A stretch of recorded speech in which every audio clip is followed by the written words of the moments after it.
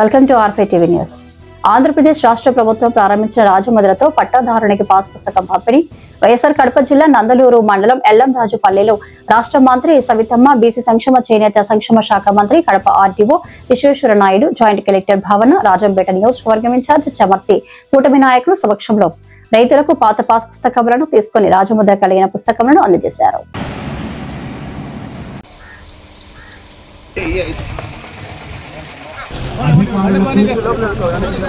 రాజకీయ ప్రముఖులకు జరుపుతున్నటువంటి మీ భూమి మీ హక్కు కార్యక్రమానికి దీపం సర్వతమోపహం దీపేన సాధ్యతే సర్వం సంధ్య.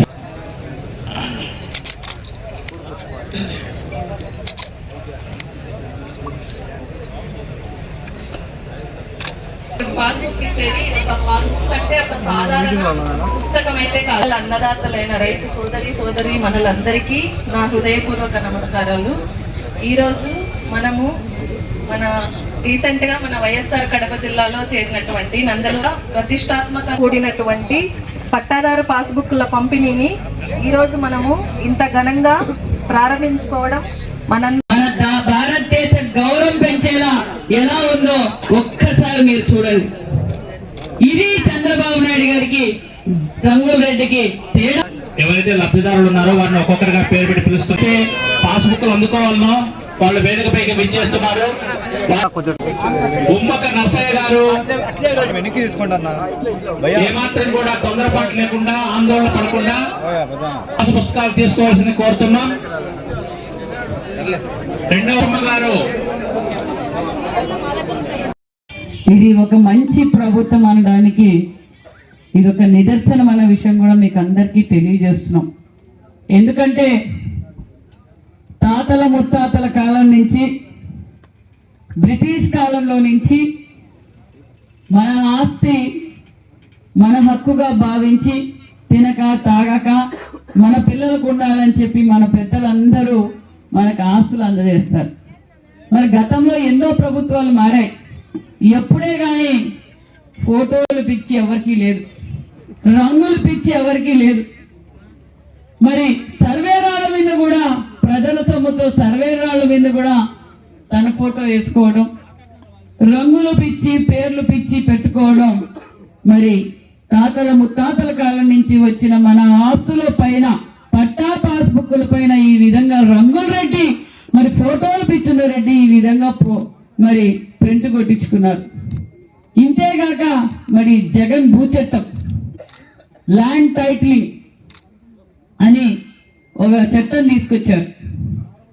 ఆ చట్టంలో ఏదైనా భూమి సమస్య ఏదన్నా వస్తే మనం మామూలుగా పోతే సబ్ కలెక్టర్ దగ్గరకో, కలెక్టర్ దగ్గరకో, ఎంఆర్ఓ దగ్గరకు పోతే మా భూమి ఏం పరిస్థితి, ఎలా మారింది 1 వీక్, మా సర్వే వాళ్ళు మరి ఆ పక్క వాళ్ళకి 10% పెరిగింది, ఈ పక్క వాళ్ళకి 10% తగ్గిందని వెళ్తాం.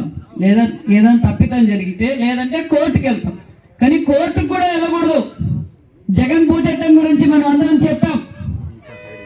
ఆ భూచట్టాన్ని మనం ఎన్నికల సమయంలో చెప్పాం. ఈ రంగుల రెడ్డి ఫోటోలు తీసేస్తాం, మళ్ళీ మన కూటమి ప్రభుత్వం అధికారంలోకి వస్తుంది, రాజ్యాంగబద్ధమైన రాజ్యముద్రతోనే మనం పాస్బుక్లు అందజేస్తామని చెప్పాం. మాట ల్యాండ్ టైటిలింగ్ మొదటి సంతకంలోనే రద్దు చేశాం. మరి దాని మాట ప్రకారమే మళ్ళీ గౌరవంగా ఉండి భారతదేశ గౌరవాన్ని పెంచే ఏకైక రాష్ట్రం మన ఆంధ్రప్రదేశ్. యూనిట్ మీద 13 పైసలు తగ్గించాం.